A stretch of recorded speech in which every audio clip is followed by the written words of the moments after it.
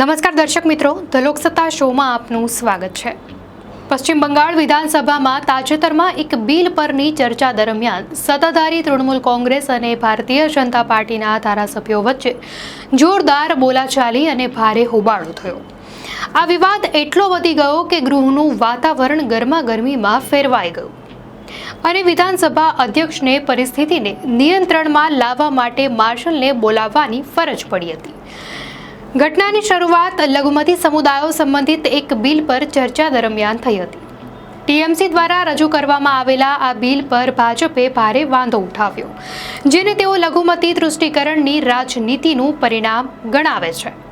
ભાજપના ધારાસભ્યોએ આરોપ લગાવ્યો કે આ બિલનો ઉદ્દેશ માત્ર વોટ બેંકને મજબૂત કરવાનો છે, જ્યારે ટીએમસીએ બિલનો બચાવ કરતા કહ્યું કે તેનો હેતુ લઘુમતી સમુદાયના કલ્યાણ અને વિકાસ માટે છે। આરોપ પ્રત્યારોપમાં ગૃહનું વાતાવરણ વધુ તંગ બન્યું। આ પરિસ્થિતિને નિયંત્રણમાં લાવવા માટે ભાજપના મુખ્ય વિરોધ પક્ષના નેતા શુભેન્દુ અધિકારી અને અન્ય એક ધારાસભ્ય અગ્નિમિત્ર પાલને ગૃહમાંથી સસ્પેન્ડ કરવામાં આવ્યા।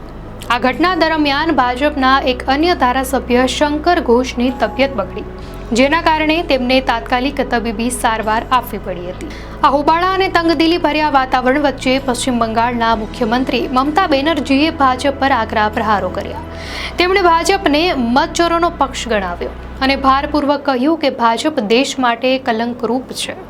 મમતા બેનર્જીએ કહ્યું કે આ લોકો બંગાળી ભાષા, સંસ્કૃતિ અને બંગાળના ગૌરવ પર હુમલો કરી રહ્યા છે। તેમણે ઇતિહાસનો ઉલ્લેખ કરતા કહ્યું કે જ્યારે બંગાળના લોકોએ સ્વતંત્રતા સંગ્રામમાં પોતાનું લોહી વહાવ્યું હતું, ત્યારે ભાજપનો જન્મ પણ થયો નહોતો। તેમણે ભાજપ પર બંગાળ અને બંગાળીઓ વિરુદ્ધ કાવતરું ઘડવાનો પણ આરોપ લગાવતા કહ્યું કે ભાજપના લોકો બંગાળીઓ પર અત્યાચાર કરી રહ્યા છે। તેમણે સંસદમાં ભાજપ દ્વારા સીઆઈએસએફનો ઉપયોગ કરીને ટીએમસીના સાંસદોને હેરાન કરવામાં આવ્યા તે ઘટનાનો પણ ઉલ્લેખ કર્યો। તેમણે ભારપૂર્વક કહ્યું કે એક દિવસ એવો આવશે જ્યારે બંગાળના લોકો ભાજપને મત નહીં આપે અને વિધાનસભામાં તેમનો એક પણ ધારાસભ્ય નહીં હોય।